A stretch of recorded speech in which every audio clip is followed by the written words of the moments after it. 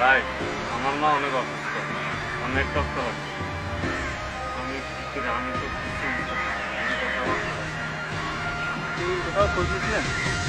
না ভাই, আমি বুঝতেছি না। আমি গ্রাম থেকে আসছি তো ভাই। আপনি কি বাঁধনে গেছিলেন? বাঁধনে একটা স্বেচ্ছায় রক্তদাতা একটি সংগঠন। স্বেচ্ছায় রক্তদানকে একটি সামাজিক আন্দোলনে রূপদান করার লক্ষ্যে একঝাঁক উদ্যমী তরুণের হাত ধরে শুরু হয় স্বেচ্ছায় রক্তদাতাদের সংগঠন বাঁধন।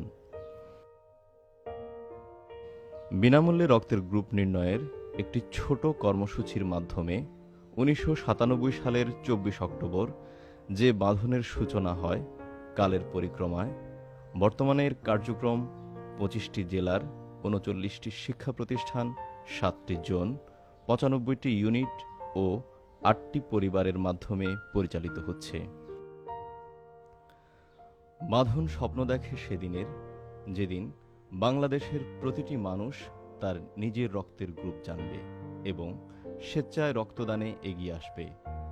এরই ধারাবাহিকতায় ২০১৪ সালে বাঁধন থেকে বিনামূল্যে রক্তের গ্রুপ নির্ণয় করা হয়েছে ১,১১,১০৯ জনের এবং স্বেচ্ছায় রক্তদান করেছেন ৬১,৭৯৫ জন।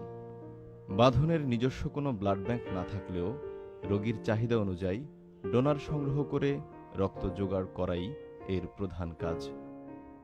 রক্তপ্রার্থী হাসপাতাল প্রদত্ত রিকুইজিশন পেপার নিয়ে বাঁধনের যে কোনো একটি ইউনিটে আসলে প্রার্থীর মোবাইল নাম্বার থেকেই ফোন করে কর্মীরা ডোনার জোগাড় করার চেষ্টা করেন। এক বা একাধিকবারের চেষ্টায় ডোনারের খোঁজ পাওয়া যায়।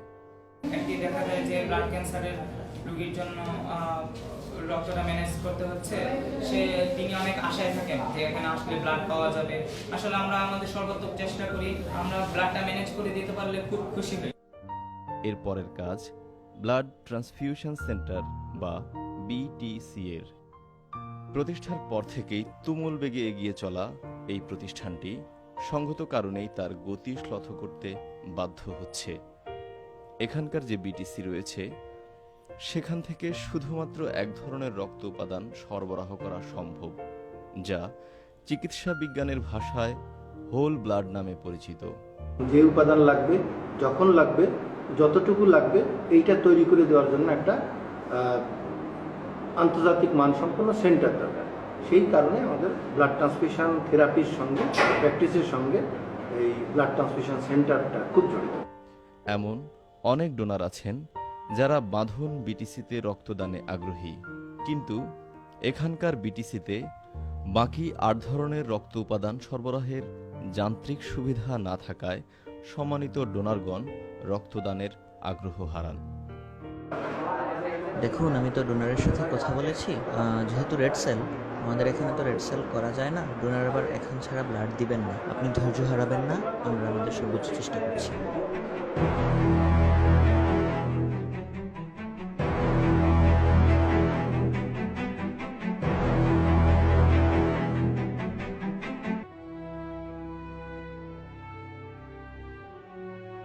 আমাদের এই ব্লাড ট্রান্সফিউশন সেন্টারটি 2006 সাল থেকে স্পন্দন বি এর সাহায্যে প্রতিষ্ঠিত হয় এবং আজ অবধি এটি কাজ করে যাচ্ছে শুধুমাত্র হোল ব্লাড নিয়ে। আমাদের অনেক যন্ত্রপাতি, ইকুইপমেন্টস এগুলোর প্রয়োজন, যে ইকুইপমেন্টসগুলো দিয়ে আমরা সাধারণত রক্তের উপাদান সংগ্রহ করতে পারবো। রক্তের 9টি উপাদান আছে, এই 9টি উপাদান দিলে আমরা এক ব্যাগ ব্লাড থেকে 9 জন লোককে উপকৃত করতে পারবো। সেটি আমরা পারছি না।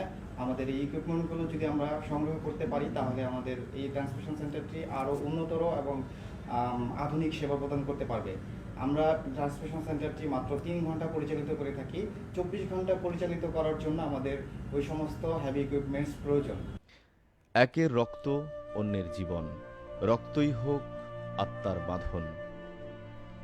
এই মূল মন্ত্র নিয়ে যার এগিয়ে যাওয়া, সেই বাঁধনে একটি আধুনিক ও উন্নত যান্ত্রিক ব্যবস্থা সম্পন্ন ব্লাড ট্রান্সফিউশন সেন্টার স্থাপন সম্ভব হলে বাঁধনের অগ্রযাত্রা আরও গতিশীল হবে। বর্তমানে এটাই সকলের প্রত্যাশা।